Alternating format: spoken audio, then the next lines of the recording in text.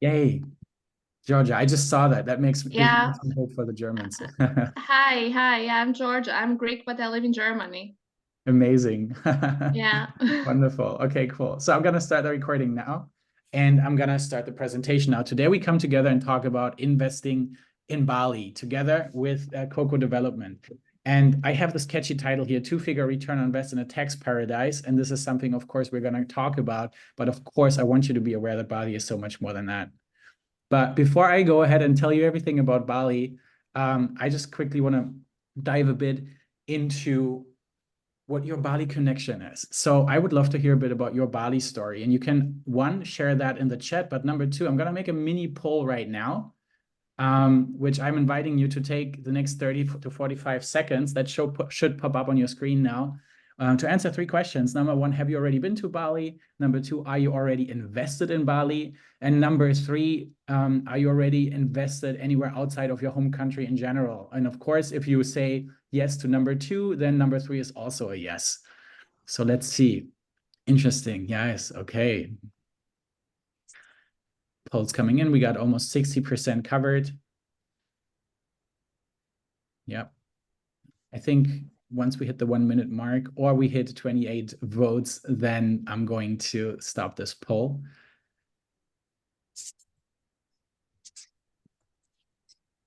Okay, that looks interesting. Here you go. Yes, many people have already been to Bali. So I do not need to tell you too much about Bali. I'm going to keep this part a bit short.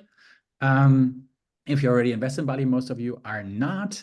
And half of you guys are already invested somewhere else. Beautiful. So if you feel open to it, please share in the chat just for everyone else to read. What's your connection to Bali? What's your story with Bali? I'd like to read that. But I'm going to continue now as you type into your computer. I know I make you work on a Sunday morning. It's not fair of me. I know, but it's fun, actually. It's going to be worth it. So if most of you guys are not yet invested in Bali, and I know the person who already is, then what is holding you back potentially? And of course, maybe you're just learning about this now and it's a lack of information, but maybe there is some other reasons. Maybe it's the topic of financing that you need to figure out how to get the money, because as many of you might already know, in Bali, most of the time, it's more about bringing in the whole cash, and it's a bit difficult, definitely from Indonesian banks, to get loans for real estate investments. But maybe it's also the whole issue of leasehold, where you feel like, damn, I can't really own anything in Bali. And that's not cool. And I don't feel safe with that. Some others, and I've heard this a lot over the past weeks, just say it's so far away. Like for the Europeans, it's like it's around a 20-hour journey to the end of the world, anything from 16 to 25 hours. And it's just so far away. I don't have connection to that. Some of you guys may actually have legal questions. I'm already going to say this. I'm not a lawyer. I'm going to share a bit about myself in a bit, but I'm not a lawyer. But we do have our lawyers in the background working with us, of course. So if you have legal questions, you can always talk with us. And with that, I already say that if there's any questions coming up today from your side, I cannot answer. Trust me that our team will get together, or I will get down and answer this question afterwards for you. So we will not leave you hanging. That's what I promised for today already. Maybe some of you guys feel just a bit uncertain or actually even fearful. For example, what happens if Coco just takes my money and then disappears? That's a valid question, right? What if this is all a scam and we don't actually exist? That is also a valid question, because some of you guys might have already been in a situation where your money was just stolen and you worked for that money. So it's actually yours and you don't want just it to disappear so quickly. But maybe you also have other questions. And with that, I'm inviting you to share in the chat, like, what are your reasons why you are not yet invested in Bali? And I'm curious to read about that in the next minutes. And then let's see how we can, maybe help you overcome any kind of mental or actual hurdles. So in the next, let's see, about 50 minutes, maybe a bit less, I want to talk with you, number one, about the general idea of investing in Bali and why we do believe this is one of the most attractive real estate destinations in the world right now. And then number two, of course, we are developing in Bali. That's not a secret. That's how you all met us, through advertising that you saw on the internet. So Coco is there, and we have really cool projects that we totally believe in, are super worthy to invest in. And our goal, of course, is also not just to get you to invest in Bali, but also to get you to invest with us. So I'm going to share a bit what Coco actually does and how working with us can be attractive. But let's talk a bit about Bali first. Let's start with that. So, okay, I think I have to watch the video. No, here we go. Awesome. So number one, I want to understand with you the map of Bali a bit, how Bali works. And I know, Thomas, for example, we talked about this last week. So some of you guys might have already seen this, but for everybody who has not, and also for everyone who watches the recording, I just want to give you a bit of understanding how the Bali map works and where we actually go. And then number two, we talk about a SWOT analysis, looking at the strengths, weaknesses, about the opportunities and threats of the investing in Bali. So let's take a look at the map.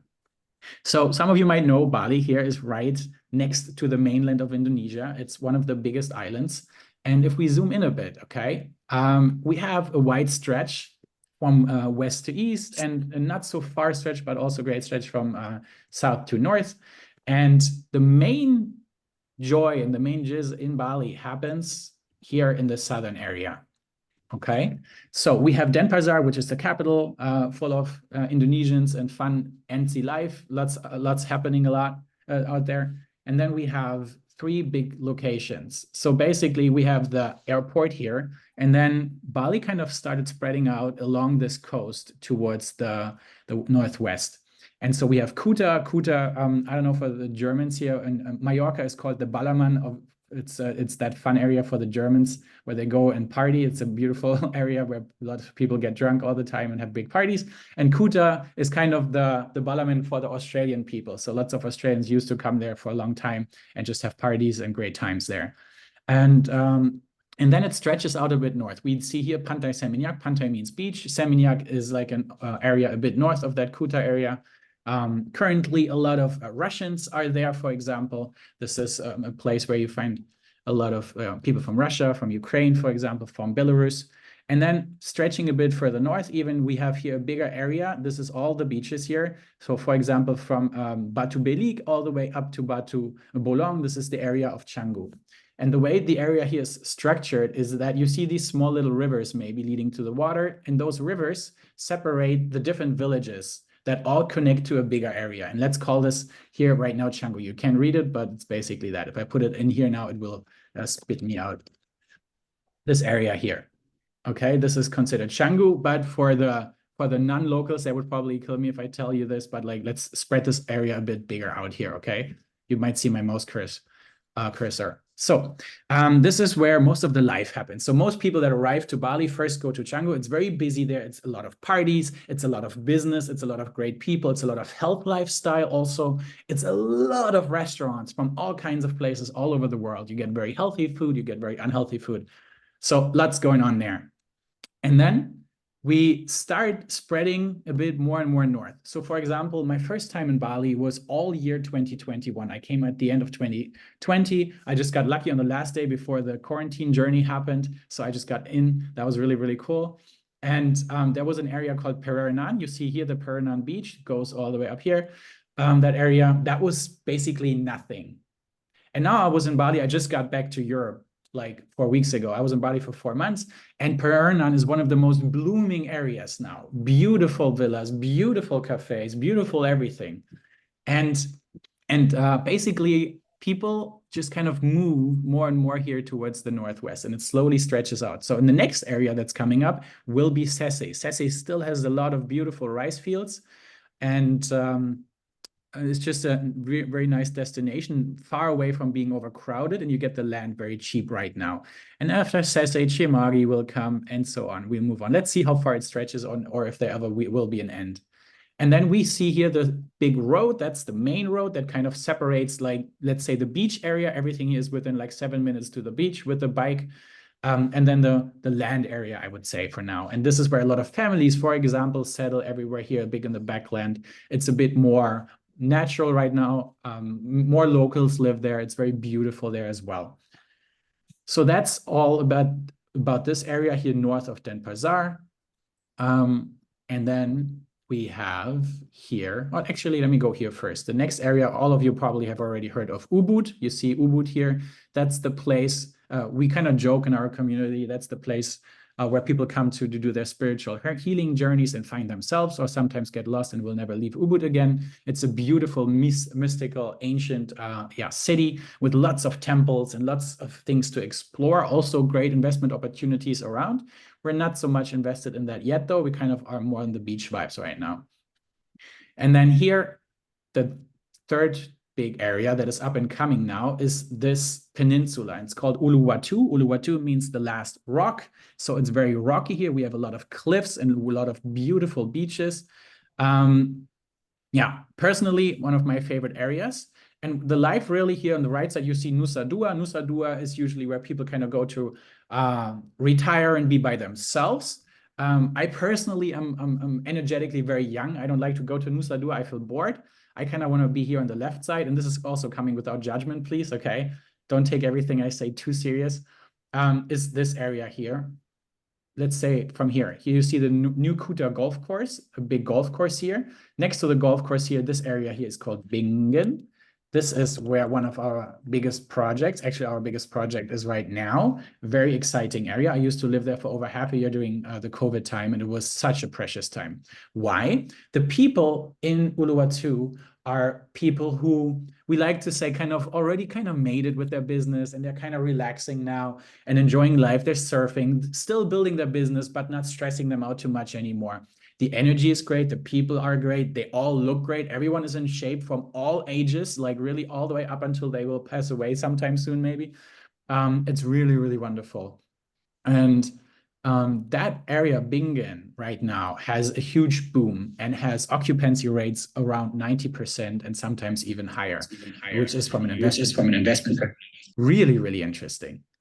And yeah, this is like, as I said, my favorite area here in the south of Uluwatu. There's not much right now. Also beautiful if you kind of want to retreat again. My friends that used to live with me during COVID here in Bingen, they're kind of now moving to the south as more and more tourists just come for the weekend, because Uluwatu is just, yeah, it has beautiful beach clubs as well and just attracts so many tourists right now. And that's basically the most important stuff about Bali. Of course, you have beautiful neighboring islands here, Nusa Lembongan, Nusa Penida with the T-Rex rock, with the swimming with mantas, not surfing with mantas. That'd be cool, kind of surfing on mantas. And then we have more beautiful islands, Lombok, to explore around. But yeah, in the north, you have Lovina, for example. I don't know if you've ever heard of Lovina, just checking in. Also for the ones who are watching the recording here. Lovina is basically great for a 2-day trip to swim with dolphins. It's really, really cool. But nobody really wants to stay there much longer, which is interesting because I know a group of people who are building a big real estate project there. I'm gonna be curious to watch whether they make the returns they promise, but let's see. Yeah, so that's a bit of the map. And let me check if there's any questions in the chat quickly, and then I'll continue. Yes, we want to build some trust. Money, yeah. Many offers. Yes, absolutely. There's a lot of offers in the market. So maybe I can give you some convincing arguments today why it's actually fun to work with us. Okay, let's look into the SWOT analysis. So what happens to me? I'm a very German guy, partially, and partially also very American, and kind of mix of everything. But when I'm German, I'm very thorough and very detail oriented. And I really don't want to just look at the upsides. And before I met Rasmus, our founder, I looked at a lot of people who are doing real estate. All my friends from back in 2021 are basically now doing real estate. And when I talk with them, I try to listen to what they tell me. And most people don't talk about the weaknesses and the risks. Most people just talk about the strengths and opportunities. And of course, you want to make your sale and stuff, and I get that. But I want to see both sides and then be able to make my own accountable decision. And I want to be responsible for my own decisions and not be, tricked into something that doesn't feel great. So I want to look with you guys at both sides today. And I hope you can understand where I'm coming from on this, right? And I hope you will also appreciate it. So you see a lot of strengths, weaknesses that I kind of listed here, opportunities and threats. And we're going to go through all of them a bit, some more detailed, some a bit less detailed. And you can all research that afterwards or have a chat with me or anybody from Coco afterwards to dive deeper on this. So let me start with the strengths because it's on the top left of the SWOT analysis. So what we have is constant climate. And I think most of you guys know this. Temperatures vary between 24 to 32 degrees. We had a very hot summer, hot January actually this month, right, Jens? It was like up to 36 for most of the days and a lot of sun, which was very unnatural. Kind of scary actually, but the rain came a bit later, so that's all good. But yeah, temperatures are constant over the whole year, and we only have a switch between raining season and dry season. Raining season means it rains more, usually almost every day, but not all day, for a couple of hours. And dry season, it rains less. Sometimes it doesn't rain for a week or so even. So that's why we have absolute wonderful opportunities to have tourists all year long. And the numbers also reflect that. So I pulled up some statistics, and depending on what you research, of course, you always find different numbers, but this was a number that was always kind of the same. We have the 5.237 million international tourists. Sorry, the green line is a bit over that right now. Coming in 2023, which was already 145% increase from the year before. And on top of that, I found that we had around about 9.4 million local tourist visits. So in total, that adds up to over 14 million people that came to Bali, while Bali has only around 3.5 million inhabitants, which is absolutely insane. And in Q1 of 2024, we already had, in comparison to Q1 of the year before, a 31% growth of visitors, around 440,000 or something per month, which is very interesting, of international tourists. So Bali is still one of the most sought after places in the world, and there's no indicator that it's going to change anytime soon, to be honest. There's another indicator why Bali is actually a great area, because Indonesia itself as a country likes to not necessarily just stay out of international warfares, but actually is engaging towards peace, but they're not picking a side. They're not saying, I'm going to join China or the US. I'm not going to join Russia or Ukraine or everything that's behind that. They're kind of staying out of that. And there's a beautiful article here in the Diplomat that's shared here, where they talk about, that they basically really vote for peace. I think I have it here somewhere. Yeah, this is beautiful. Because they think long-term. They're saying that we refuse to see the Indo-Pacific area fall victim to geopolitical confrontation, and we cannot risk its potential as the largest contributor to global growth for the next 30 years. Because an open conflict where 60% of the world's population resides, the arteries of global trade are located, would be catastrophic for the whole world. And this is where Indonesia's independent and active foreign policy becomes relevant. For almost 8 decades, these principles have been a compass for Indonesia in interacting with other nations. So if they've been very consistent with this for over 8 decades, it's not just a president that feels a bit different than all the other presidents. It's actually consistency. And this is great to know for me personally. So that's interesting. Of course, you can dive deeper into geopolitics, but this is just like, we've also had some really interesting conversations with local people in the ministry. And so, yeah, there's a very clear path for that. One of my favorite strengths for Bali is its service-oriented culture. And I'm from Germany. We're not the most service-oriented culture. We're very much caring for ourselves and mind our own business. And I love the almost symbiotic life with Balinese people. When you have your cleaning staff in your villa that comes in multiple times, 3 to 6 days a week, you can have your nanny, you can have your chef, and people love serving. And usually when there's issues, this is what my partner, who's been going to Bali for over 8 years, reports.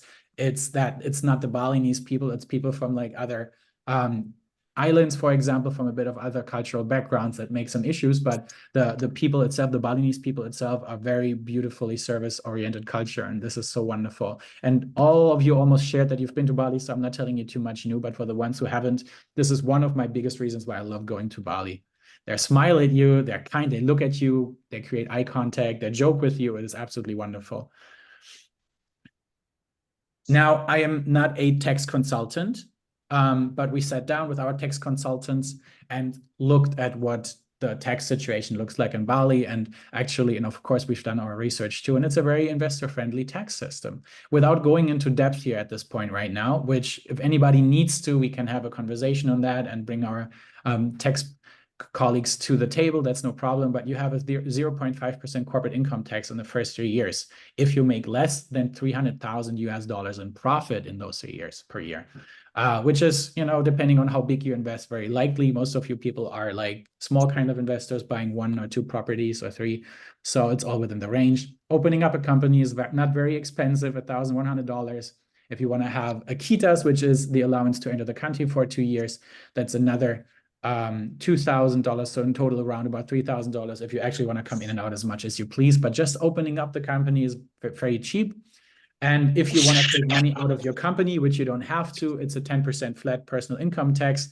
If you then, for example, want to take that money into, let's say I'm from Germany, into a German account, as you take it from your personal account, then you're actually tax-free with that process.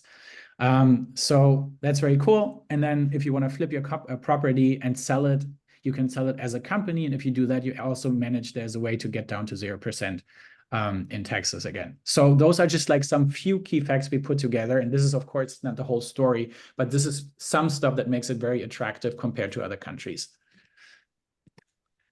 And when we talk about weaknesses now, so after we looked at some really cool strengths, one of the biggest issues of Bali, if not the biggest issue, is the clean water supply. So multiple resources that I've researched show that about 60% of Bali's watersheds are declared dry. And so this is actually a very fairly dangerous and scary topic. So I'm also not just looking at the perspective of, oh, what happens when the world ends. I also want to look at the opportunities there and what can be done. And so what's happening right now, and The Independent wrote an interesting article about this as well, that as the crisis is becoming worse, there's actually more and more engagement towards doing stuff about it. And this is what I love about Indonesia. It's very innovative. Bali, also one of their biggest startup hotspots, especially in the area of sustainability and regeneration. And there's a lot of investment going into education, into figuring out how we can overcome any kind of crisis, water crisis, what kind of stuff can we do, how can we improve our waste management, which is a big issue as well. So there's stuff to be done, but definitely one of the biggest concerns, if you look at Bali, is definitely the water supply. But if we look a bit deeper, it's also about water mismanagement. And that's why education comes into place. We need to understand how to manage our water better. And the situation kind of forces us to, we being the tourists who use about 6 times more water than the locals, but also the locals as well. And for that, they need to be educated. And there's a lot of stuff happening right now on that end. Oh yeah, I just kind of linked it here. Here we go. Next fun, interesting thing that most of our conversation are held about is the story of the leasehold. So people are afraid that they don't really own property. And that's an interesting conversation. So let's just talk at a meta level right now. So I'm from Germany. A couple of people here are from Germany as well. And we do believe that we own our own property, but we actually don't. If anything happens and the country goes into the direction it goes right now, and this is a very personal opinion right now here, I don't know if it's going to stay like that. I had a very interesting conversation with a serial real estate investor from Germany last week, and he was explaining some stories about how there's tests happening right now, how Germany could potentially get access to the real estate owned by people. So that's very interesting. But in general, what does leasehold mean? We lease the land, we build a building on top, then we lease that building as well. We don't own it. And then we sell a unit to you, and you also don't own it. We all don't own it, but we have a right to use it at least for 25 or 30 years, depending on what kind of contract and where you're at and what region.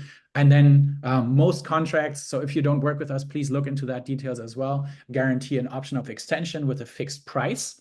And that guarantee is for either 10 years or 20 years or sometimes 30 years. And then we're already in the best case scenario at 60 years, in the worst case at 35. And then we have usually a guarantee that we can extend another time for another 10 years or 20 years with then the future market price, whatever that will be in the future. That's a pretty long time. That's pretty cool. But from an investor's perspective, I also look at, okay, I'm building a building here and I'm living in a subtropical climate with ocean around, or with very harsh jungle around. As beautiful as it is, that tears down and wears down buildings much faster than here, for example, in Germany. So, or in the Netherlands. So the question is, what will your building in Bali look like in 50 years? From an investor's perspective, we're going to look at it, but it's more an option that you've already probably sold whatever you've had at that time and reinvested it into new properties and new opportunities. So from that perspective, I highly invite you to not be too afraid of the leasehold situation.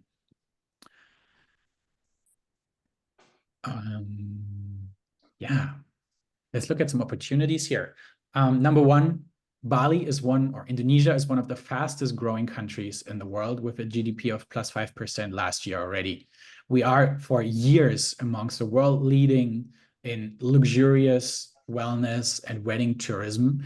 And we're one of the best places in the world for expats.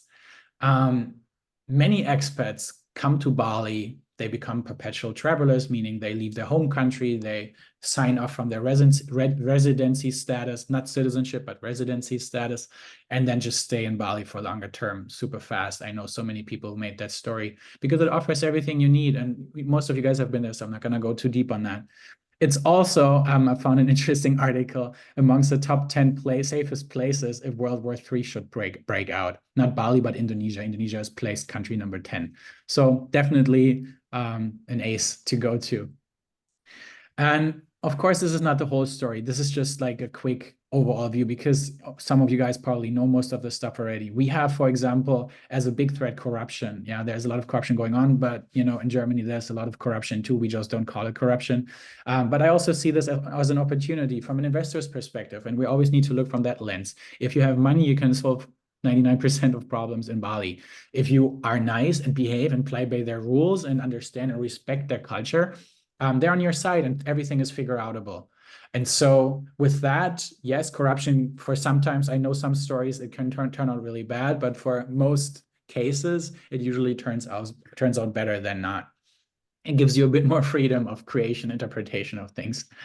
Then we have global risks like COVID, of course. But yeah, I've been asked, what happens when COVID breaks out again? What's your plan then? I'm like, well, first of all, if COVID breaks out, that's shit for the whole world again. And let's hope that never happens again. But then that problem is something that we have everywhere. And what we also see is that in the years after COVID right now, the businesses are making up of what they've lost or not made during the COVID time. And so that is also an invitation to increase your prices and kind of stay there. It's just like when in Europe, for example, our German mark switched to the euro, they didn't have the number, so the price stays the same. They just changed the sign from German mark to euro, and suddenly everything was twice as expensive, and it didn't really go back from there. And we still accepted it, So if that happens, we have a global problem, but we need to think a bit more long term, not just in a frame of like 1, 2, 3, 4 years. And the issue of changing laws, I've been addressed that. And first of all, laws are changing everywhere all the time, super fast. Anyways, also with changing politics and changing regime in different countries. But yeah, of course, unforeseen things can happen. What if Bali says we don't allow tourists to come in anymore? Well, they actually lean a lot on their tourism, so I highly doubt that they're going to do that. Maybe they will regulate it, which would actually be good. Because we do have an over-tourism situation. Bali is one of the countries that are in islands areas that deals with over-tourism, where we land in big traffic sometimes, and you're stuck. So you need to know your way around. If you live there, it's kind of cool. You know when to go from A to B. And if you can deal with it and you have your driver that takes you from A to B so you don't drive yourself, then it's cool. You can always stay busy. But of course, that is an issue as well that we need to look at. But in total, for us, if we put all these things together, Bali is absolutely worth investing. It's still one of the most attractive return on invest on your property investments that you make. And the numbers, we dive into that in a moment. But right now, I want to take a second to see if there have any questions been up. So let's see. If you guys have any questions, please feel free right now. Let me actually stop the screen share for a second and see if anybody has something or wants to share something very important at this point of time.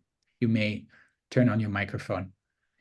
May I ask something? I'm Georgia. Hi. Hi, Georgia. Yes, please. Yeah, I also live in Germany. So let's say hi from Munich. Hi. Yeah, I had a question. Also, you mentioned, Thomas, that you have to start a company. Keep going. Yeah, okay. You have to start a company because otherwise you are not available or allowed to have some income from your property, or it's better to start one because of the tax system. Yeah, you don't have to open a company. And depending on who you are, you have maybe international, or in your other country, you have your corp or company structures, and it wouldn't make sense for you. That depends on your own situation. You would know that better than I do. But for people who don't, we sometimes suggest it because then you have other taxes you have to pay in your country on your property you make in Indonesia. So it's just an attractive thing. You don't have to. But how easy is that? Because it doesn't hurt that much easy. Yeah, we have a wonderful digital, easy process. So you can make it from wherever you are, from Munich or from Greece, wherever you go. We have our partners, local partners. We have a blacklist. We know who do not work with. We have our trusted partners that have been doing this for many years.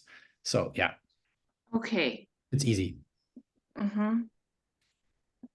Okay, and about the water crisis that you mentioned, yeah, is there any opportunity to build in the building something like a Wasserspeicher, also water collectors? Like in Germany, we have Wasserspeicher or Kasernen, also for water. And why does the government doesn't do something for so many investors there? I couldn't answer that question because I haven't seen every building in Bali, so I don't know if there's actually water collection tanks or something, What I do know is that, for example, in Uluwatu, well, as one of the projects that I'll show in a second, we have actually water trucks coming frequently, bringing 5,000 liters, because we're like a bit higher, and then it's very rocky, so the groundwater is very far. It's hard you can't really drill all the way there. So that's a bit of more of an issue. But depending on where you are, possibly, I'm very sure that some places do have that, Yeah.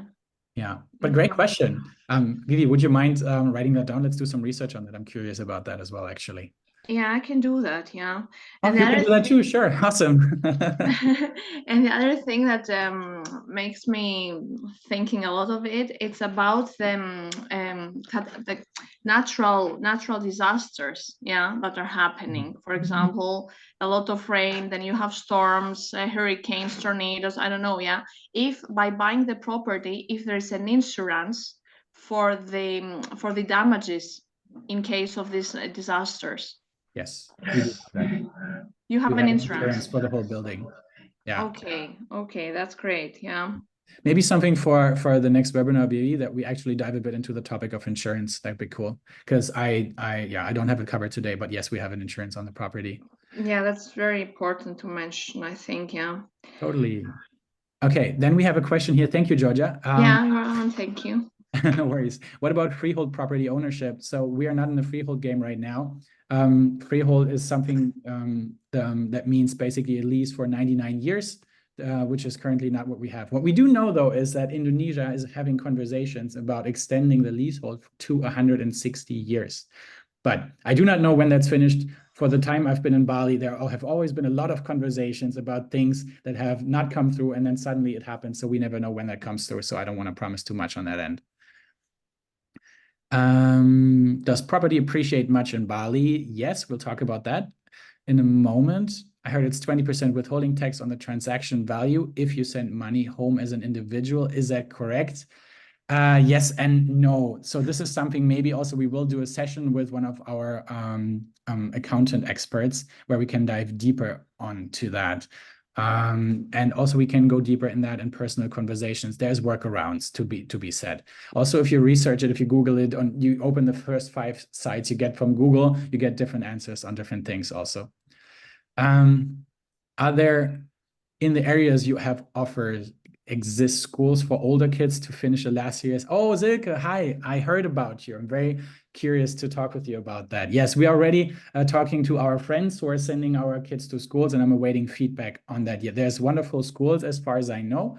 I do not know if Germany accepts the school graduation, whatever you have in Bali. If anybody knows about that, please feel free to share in the chat, by the way. I'm not educated about that as of right now. Yes, Jens, thank you for answering the question about the big water tanks. We will have water tanks and solar cells next to a resort. We'll supply water and electricity, so we'll have everything under control. Wonderful. Thank you, Jens. So now I know more. When I pass, nothing. Oh, when you pass, I thought, what happens to the property when I pass? Well, nothing to you. No, that can be, of course, put into the contract that it will be passed on to whoever you want it to be passed on. No worries. Okay, I didn't see any more questions as of right now. So feel free to drop in your questions in the chat and we'll dive into that. And Jesus, I gotta be better at linking links. Let's talk a bit about Coco right now, because most of you guys are also here because of us. So first of all, I'd love to introduce you again to Rasmus. And I don't know how much you guys have done research on Rasmus, but him and I met quite a while ago. We were introduced by one of the greatest connectors on the island, who is like winning awards every year for being Mr. I Know Everybody. He's a really cool guy. And he connected us, said we really needed to talk, and he was absolutely correct. I love Rasmus. He's an absolute genius. He's a serial entrepreneur from Denmark, and he's revolutionizing the accounting industry and digitalized it in the country of Denmark. They're making around 2.5 million in turnover, at least that was last year, 35 employees. So that's like currently one of his businesses. Before that, he used to bring entrepreneurs together in Denmark, did big events with 600 entrepreneurs, and is all about community, all about bringing people together. But in the back, he is a genius. He is a mathematician. His mind is absolutely brilliant. And he's even more so a marketing genius. And when he came to Bali, he just completely fell in love with it and said, cool, that's where I gotta be. And if I want to realize my dream of building community here, property is the way, real estate is the way.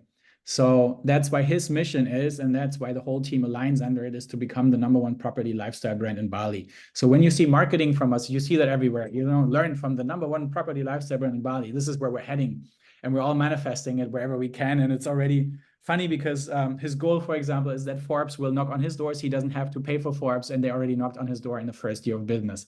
We're growing on a speed right now. There's another company called Alex Villas, one of the biggest developers in Bali, for example. We're growing as fast in 1 year as they did in 5 years right now. So just to give you a bit of a comparison. So he actually really knows what he's doing. What is very important for me is to talk about the values that we stand for. Play, grow, connect, which is funny because I'm also running a business club in Germany, and our core values are play, grow, and connect. And number 4, invest. So Rasmus wants to make sure that the people he deals with make more money than they came with, that they have a great time together, that they learn from each other, and that we come together and just spend quality time. And of course, not all of you guys will always come to Bali, and some of you guys will just buy the property as a plain investment, and that's totally fine too. But the people we are attracting to stay in your place, and this is where the marketing game comes into play, which I talk about in a second, you know, they're also about these values, and they want to spend that quality time together. And this is something that gives us actually an edge towards other developers. I can't say for everyone, but for the developers I know for sure, at least. Yeah, just a few key figures. We have had 7 years of experience in the real estate market. We're building developments right now for like almost a year now, but the 7 years are coming from the partners we work with that work under our umbrella now within our Coco company. We have around 125 properties under management together with our partner Bali Nest. Our investors are coming from all over the world. We have over 400 employees, so we work a lot also with locals together. And we currently have over 100 properties under development and more coming. I'll share a picture at the end of the next project that's already up and coming. Yeah, let's quickly look at our team. Oh, where is it? Here. So this is just a few people from our team. I don't know, most people never make it on a website to the About section, but if you do, awesome, you're my hero. But this is just a few guys from our team. Here's me. Walter, he's basically one of Rasmus's best friends. Most of you probably have already met him. He's basically running our whole sales team here at Coco. Here's Glenn, our AI. I promised him to tell that. No, he's not AI. This is actually a real picture. I just saw it and I was like, what? That's got to be AI. No, he's super great. Most of you guys have met him. And there's more people in our team already that you can find here in this because it's just growing so fast. We're over 20 people in the sales team working in different markets, and it's just a whole lot of fun. Yeah, what makes us different? I wanted to cover that. So it's very important when you invest with somebody that you don't just look at, oh, it's about making more money. This is probably the case with most of real estate projects in Bali because it's really not that difficult to be profitable in Bali. And I really say this full-heartedly. What we do a bit differently is that we focus on community building, which I mentioned, and with that also goes brand building and marketing. So you can check out our website, you can check our Instagram channel. Maybe Vivi, you can quickly share the Instagram channel here in the chat and you guys can follow us, which is growing super fast. We are hosting a padel tournament now, where people from different countries come even flying in for that tournament. We bring people together. We do a lot with influencers. So for example, we built 3 big villas. 1 is already finished, 2 are still coming up, where we host influencer events. They come together and just share their story. So we attract our own leads. We don't just want to rely on Airbnb and booking.com. We actually want to bring our own part to the table. For about 30% of the revenue, we kind of expect to come from our own efforts. Which is we're generating podcast interviews. We're speaking on stages all over Bali right now. And so with that, we really want to be very clear that you guys understand that there's a bit more to than just renting out a place. So for example, when I joined the team, all my friends basically from 2020, 21, when I was in Bali are now doing real estate, but everyone is like doing a villa or 2 or 3, you know, to just live a chill life. What I was looking for is to work with somebody who's actually thinking much bigger. And then I was introduced to Rasmus, and I really, really love the approach here because I'm also about community. As I said, I run a business club. We just share so many values. And he understands that there's so much more than just money to that game. Of course, at the end of the day, we all need to make money and we want to have great numbers, but how do you do it? It's a bit about our quality of life and lifestyle, and that's my personal belief. So yeah, I just want to make sure that you understand this, because if you align with that, then you're in the right place. Okay, cool.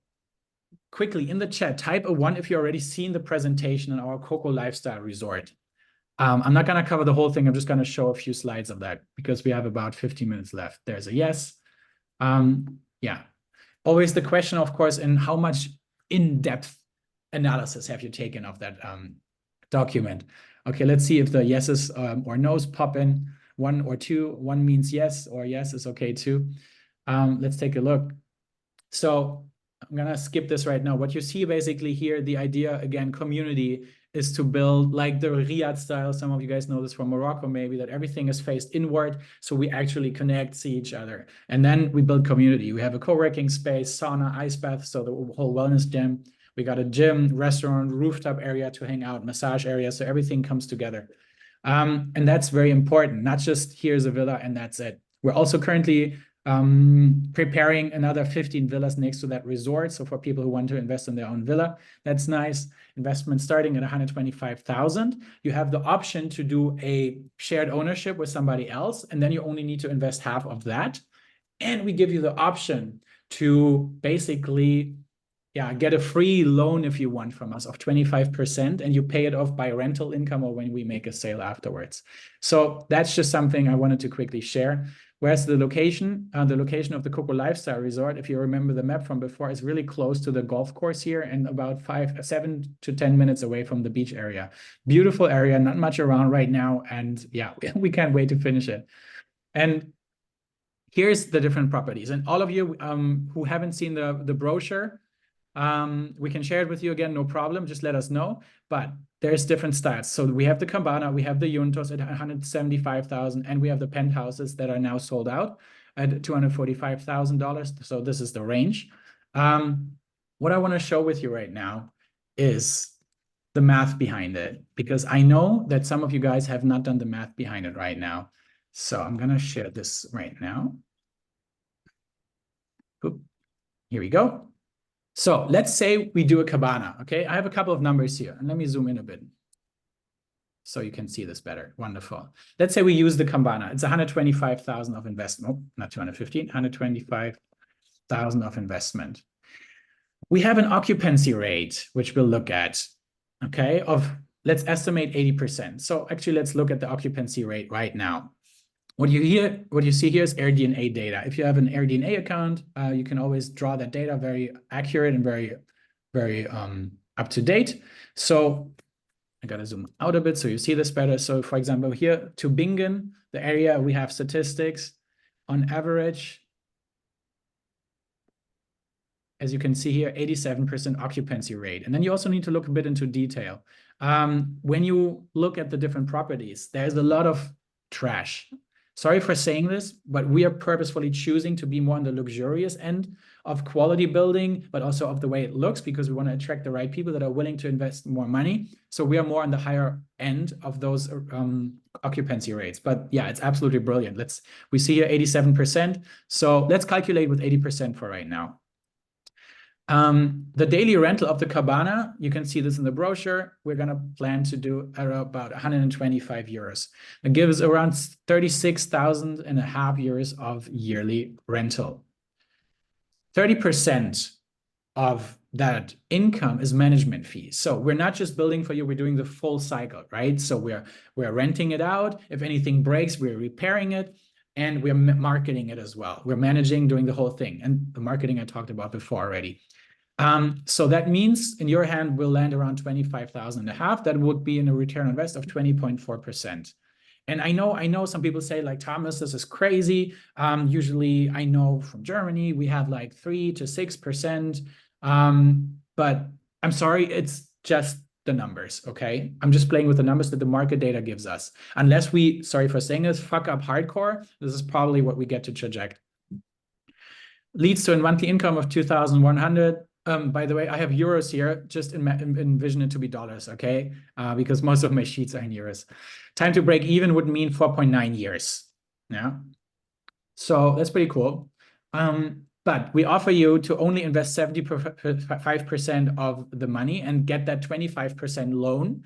That would mean you invest only, yeah, in this case, 94,000 US dollars. That leads already to a return on invest of 27%, which is pretty cool. So if you think about that, time to break even is even less than 4 years. Next, there's different strategies on how you can play this cabana. You can just keep it, okay? And then we have a yearly increase of the value of our property, of the land, of around 10%. And so over the next couple of years, the whole value of the property, not just of the land, but also of the building, can increase if Bingen maintains its traction. And so I just calculated a 10% increase of value here.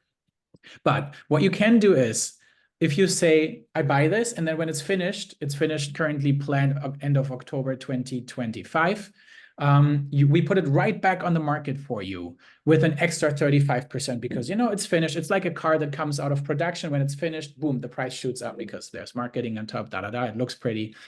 People want to buy new cars, they want to buy new apartments, and there's enough people interested in investing. We can put it right back on the market, and then you could sell it for around $170,000. And let's say it takes 6 to 9 months, no problem. Then you just receive the rental income. And then you have that on top as well. I didn't calculate that extra rental income into the calculation right now. Okay, and then after 3 years, just through the increase of the value, we are at a value of 224,000 and keeps going to 270,000 after 5 years. And you can basically just receive your rental income and then sell it anytime. And this is what a lot of people that I know do, is that they keep something for 3 to 5 to 7 years and then they sell it. And of course, if we were to run out on the leasehold towards the last years, that would decrease the value of the property. And also, I talked about the subtropical climate. Of course, we're going to do our best to maintain everything, but you can't completely control nature, which is also good, I believe. So of course, after a long time, the value might decrease again, right? So we're not just going to estimate here an exponential growth, but for the first years, that usually is the case. So yeah. I can share the sheet with you if you want to, and you can do some calculations for yourself and figure out what happens if I sell this immediately. How much profit do I make? How much profit do I make after 3 years? How much profit do I make after 5 years? Well, actually, it's very easy. I do this minus B1, boom.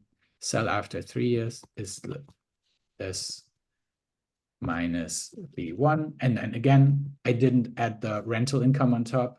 After 5 years is this minus B1, bam. So this is really interesting numbers to play with. Okay, let's see. We got something in the chat here. How does own use affect the ROI? Perfect. Yes, of course. You can always come in and use your own property for yourself. Absolutely beautiful.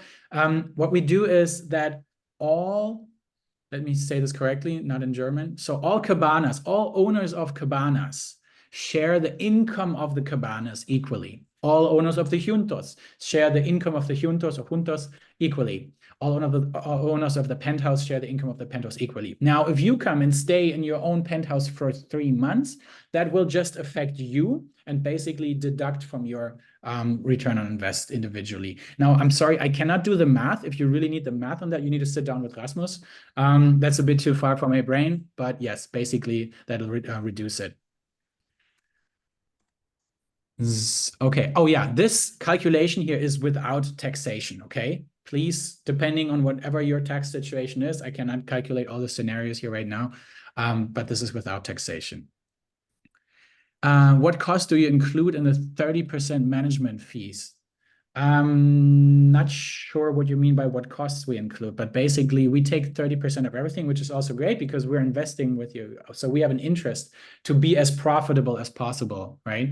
But if anything breaks, insurance, community fees, water supply, etc.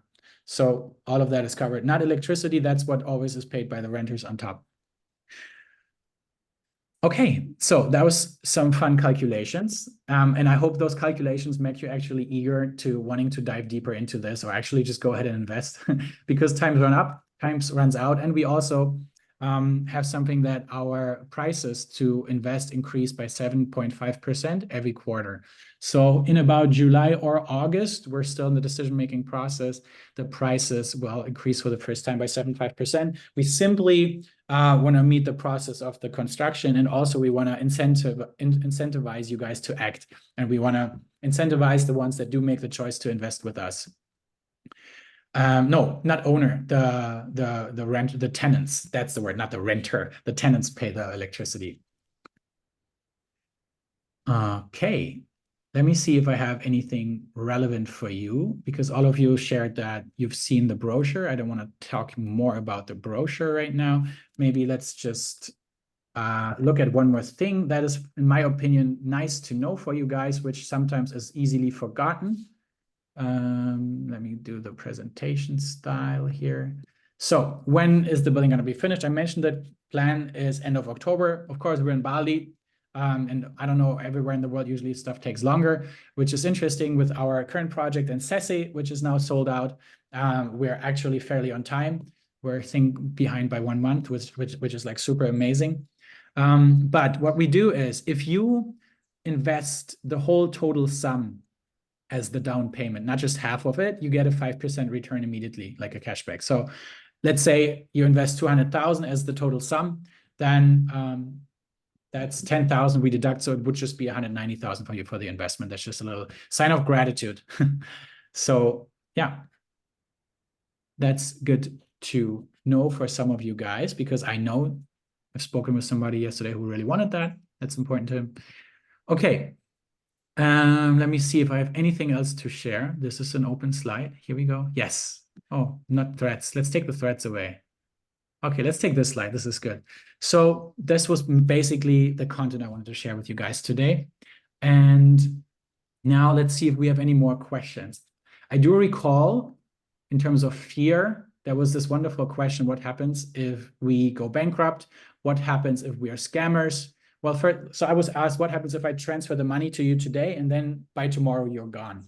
Well, first of all, that would mean that everybody who has already invested with us, we wouldn't be answering them, which is difficult because we got our social media online, we got our website, we're in media, we are speaking on stages, we're on podcasts and everything. So it's a bit hard to do that. So I can only tell you we're real. And if you want to, you can fly by and say hi. I'm a part-time travel agent now, because for multiple investors, Thomas maybe soon is going to Bali as well. I'm organizing a bit part of the trip, like where to stay, where to eat, who to meet, and all that stuff. And we're super happy to take you around and show you everything you need to see. That's super fun for us, but it's not a necessity. You don't need to first fly to Bali to invest. But of course, some people need that for reassurance. That's totally fine. It's absolutely worth it also. Next thing is, what happens if we go bankrupt? Absolute valid question. We have an investor who just had that happen to him like 5 years ago in Germany. And so with all due respect, I totally understand the question. If that would happen, that would like suck major. You still have the contract. If the building is finished, right, and Coco goes bankrupt, well, then you still have your unit, and there will come another buyer who buys the project because it looks cool and brings income. And then, you still have your unit. Great. But what happens if we go bankrupt before we finish? Well, then there's a high chance that somebody else will also take it over and continue. So in general, it's not great. But also, I just want to assure you, we're very far away from that. First of all, because we do everything off plan. So everything you guys invest, we use it to continue building. We have the next projects already in planning. And so we're very far away from that. Plus, Rasmus has his company in Denmark that also gives a beautiful backup. So there's enough safety on our side that to tell you that we're very far away from that. Our last project sold out in 2 months. You know, let's see how quickly we're with this one here. We're 3 times bigger. Our goal is to sell out in 3 to 4 months, but let's see how fast we go. And yeah, let me see if I can show you the next project that's already coming. The first finished renders is here. Render. One second. Here we go. Unfortunately, it's just a PDF, but it's okay. So we're going to have a project coming halfway to Ubud. So we also need a jungle project because we have people who are jungle lovers and don't like the ocean. We're kind of moving from Canggu also towards Ubud. And that would look something like, where did it go? Here we go. This is the current render of the project. Yeah, not sure how much you like it, very much or just a little, but definitely worth looking into once we have all the data together and you're not invested in Uluwatu with us, then that could be something fun to play with. We do also currently have our crowd investment villas going. Let me show you these guys. I don't know, some of you might not have known this. Let me just show you the Airbnb right now on that. Here we go. So this is Lemention. It's in Sesi. I showed you Sesi. It's a bit north of Canggu, and it's a beautiful land prices. It's going to be the next area of development. And we're super early stage in that area right now, which is nice. We're renting this out already. The rental rates, the rental times I checked are pretty good right now, and the occupancy rates. So in May, there's only a few days left here. Let's see, we still have time to get those going. June is already rented out until the 21st. July already partially. So we're doing pretty good on that one, hitting our occupancy expectations. That's pretty nice. We're still building our reviews. That's why we're starting a bit lower fees, but then it's going to go higher. So we have 3 of those. One is already sold out. One has around $75,000 left. One is completely not touched yet. Also open to invest into, and you basically do fractional ownership. So you don't own the whole property unless you want to buy the whole property for $500,000. That's not a problem. But you own shares starting at $25,000. One share is worth $5,000. So 5 shares would be 25. And then you just get a rental income. So let's say you invest with $25,000 just to do the math. What we do is in all our projects that we guarantee you on the first 3 years a 12% return on invest, which I showed you the numbers why we are very certain that we can guarantee that and feel very safe with that. Then that would mean you get 1% every month. And on 25,000 investment, that's around $250 a month. We pay that out quarterly. All our investments pay out quarterly on the rental incomes. So you would get $750 per quarter on that. Yeah, so that's fun. So let's see. How many keys have already been sold so far? How many apartments? Oh, yeah. So in Uluwatu, we are a bit lower than the half right now. I think we're at 25 right now status. I can check that up later and check in with the team. But yeah, we should be at 25 out of 56 right now.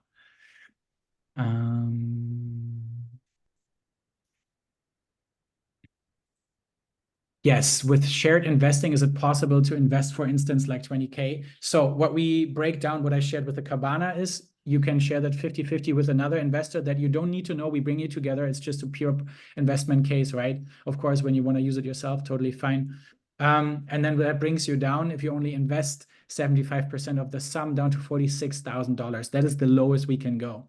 If you want to bring it down to the minimum that we have is 25, you would have to go with the crowd investment variant. Yeah. What else? Can you explain the all income is split between all cabanas, please? Maybe you can use the cabanas as an example. How many cabanas are there in this project?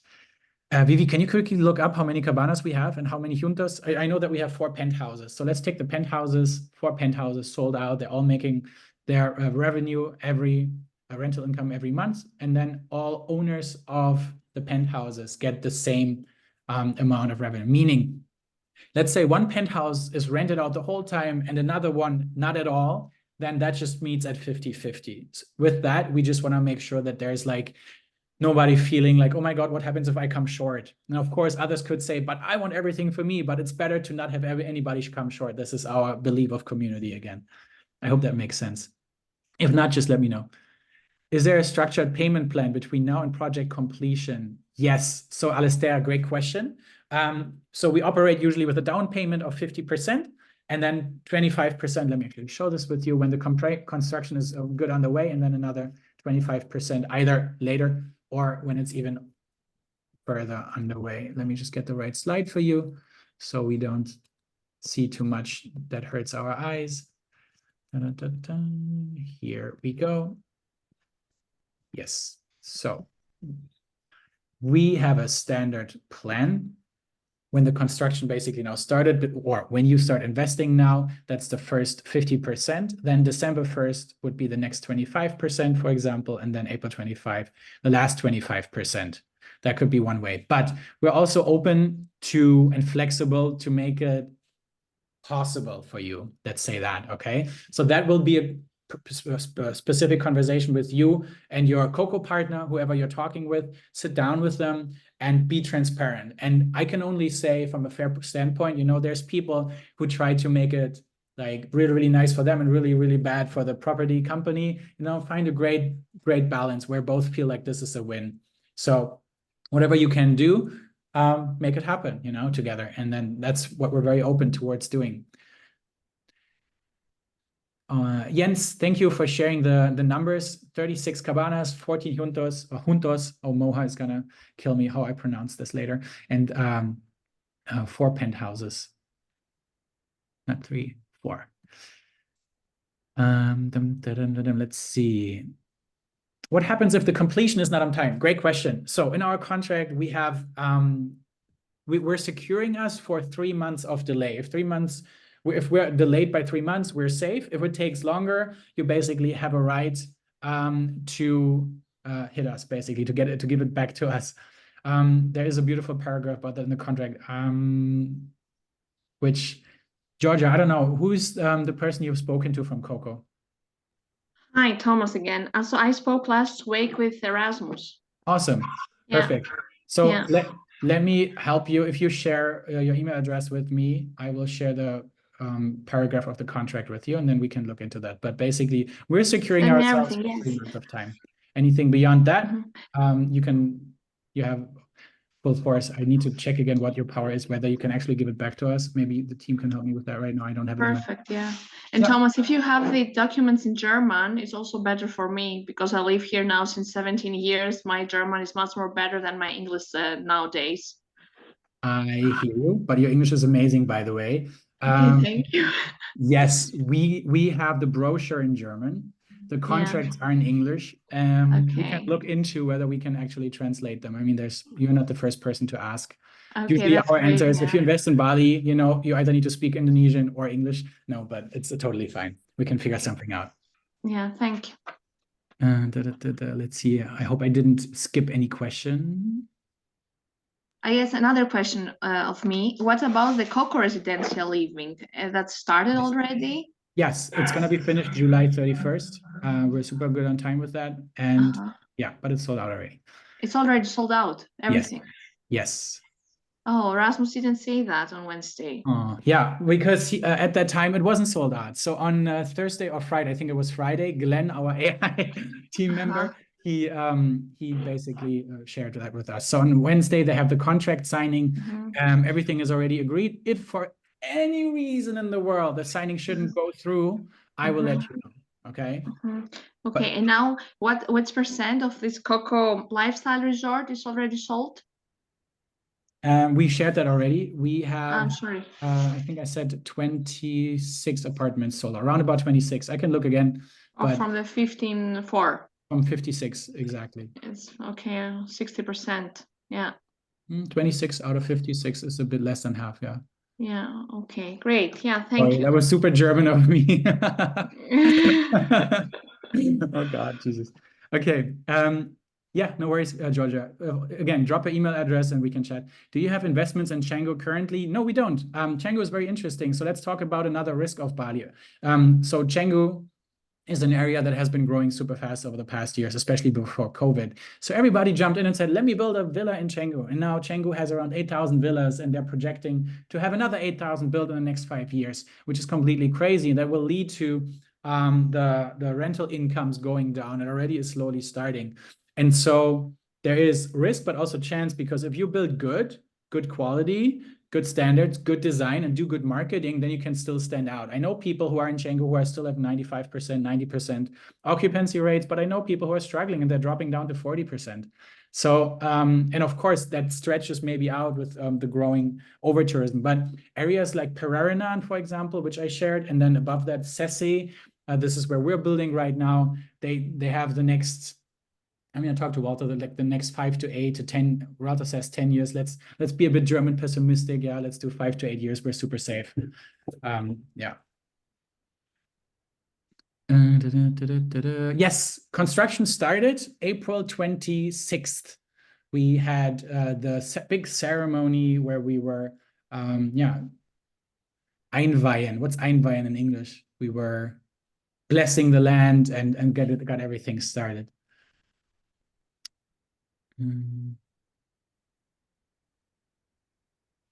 Michiel, I hope I pronounced your name correctly. Are there more details about construction costs? What contingency has been taken? And if costs exceed that percentage, how does that affect investors? Your investment that you do is everything you will have to pay. There will no be extra costs. Rasmus very specifically said that. So there will be no negative results if anything went wrong with constructions. We're taking full responsibility for that as the developers.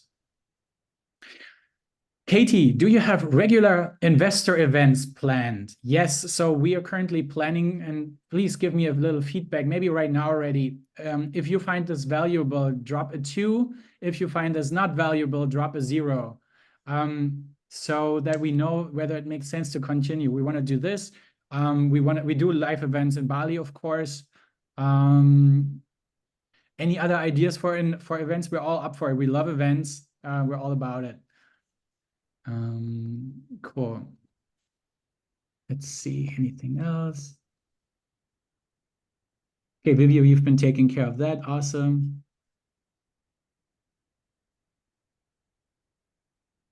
How easy is it to set up a bank account in Indonesia once you have the company? Easy, period. I plan to be in Bali in August and would like to meet your team and look at investing. Yes. How do I set it up? Vinay, I'm sorry, I don't know how to pronounce your name, but whoever the person is you've been talking to, speak with them and they make everything happen for you. If not, I will quickly share with you guys in the chat my email address, which you also should have that from our invitation for this webinar. Here we go. Just shoot me a quick message and then I can help you with that. If not, just speak to your partner. Okay. Vivi, is there any question I have not covered? I think you pretty much covered everything. Cool. Thank you for summarizing that. Guys, then we're 12 minutes overdue. Thank you guys for still being here and being present and listening. Future refurb costs. Alistair, can you expand your question, please? Let's get in that question, and then I'll close it. Thomas, just one last question. Yes. You had mentioned about extending the lease after 25 years, right? Now, what would be the approximate cost of extension of the lease? Let's say looking at one of the apartments at 125,000 euro, then what would be the cost of that extension approximately? Yes. So you can find it also in our contract. So we have the first period of the first 25 years. And then we have an extension guaranteed of 10 or 20 years. And you can choose whether you pick 10 or 20 years. And the exact number, I don't want to say anything wrong, is already fixed. Maybe you have that present, and then we can answer the exact number in a second. Just want to be very accurate in that. And then if you extend again after that, then we have to deal with the market price at that time. Okay. You mean the cost for it? Yes, the cost for the extension of the leasehold. It's $1,000 per year. And if you choose 20 years, then it's 20,000 on top. Thank you. Perfect. See, Georgia, you can already join our team here. Alastair, we don't have anything like that in our contract. So yeah, as of right now, Rasmus stands to our word that if you invest once, that's the sum you invest, and there's no hidden cost or follow-up cost apart from the lease extension. Vivi? I feel this is something that was not highlighted enough earlier when you answered this question regarding the management fees. Our management fees actually cover everything, starting from replacements, maintenance, services there, like all the people working at this resort, for example. And this is exactly what you probably mean by refurbishment cost. There's nothing like this, because this is all covered with our 30% management fees. And this is again what also Thomas was pointing out, that it's a big interest of us to make big money with you together, because then we can use our money and shift it to the right parts. Thank you. Yeah. Thomas, I have a last question. Sorry, you said at the beginning that you also invest in other countries. May you send me also your prospect or something, a brochure about the other countries' investments? Yes, I'm pretty sure, and I'm gonna watch the recording on that I didn't say that we invest in other countries, at least not yet. We're fully invested in Bali right now. However, we are not stupid. We keep our eyes and ears open. We're looking around. And I know that Rasmus doesn't just want to stay in Bali in the long run. And we do want to, I don't want to phrase it like that, but we do want to see more of the world, you know? So yes, that'll come, but not now. That's great. Okay. There's other attractive areas right now going around, especially Cyprus and Dubai are very trendy. There's pros and cons for all areas. We're big fans of Bali, especially because it's an all year round thing. Ourselves, we love spending all year around there. It's very inviting. It's beautiful. It's just a great place to be for many reasons. And yeah, I can only share as one last sentence, and then I let you guys go. As you can hopefully see and learn from the session today, we are very friendly. We're very normal human beings, and we're very personal. We love your questions. We love answering every question. We're totally open. When we don't know to answer a question, we'll figure it out. We're like solution machines. Rasmus is so fast at solving all problems on its way. And we hope that if you guys choose investing with us, you understand what we're thinking long-term. And it's not just a one in and out thing, of course, unless we don't like each other anymore after 3 years or so. But our goal is to invest long-term with you guys and build a beautiful, thriving investors community globally that we can just have a lot of fun with together. We want to make you guys more wealthy than you already are. We want to become wealthy in the journey, but we mostly want to enjoy our time here that we spend on this earth for as long as we have this. So that being said, guys, thank you so much. If you feel enlightened, want to drop a feedback, you can do that in the chat now, or send me a quick email on something that I've missed that we can cover next time, something that you really liked and enjoyed. We really appreciate the feedback because we want to work with you, as I said. Other than that, have a beautiful, blissful Sunday, and yeah, in good Balinese, makasih. Bye, guys. Thank you. Bye. Bye.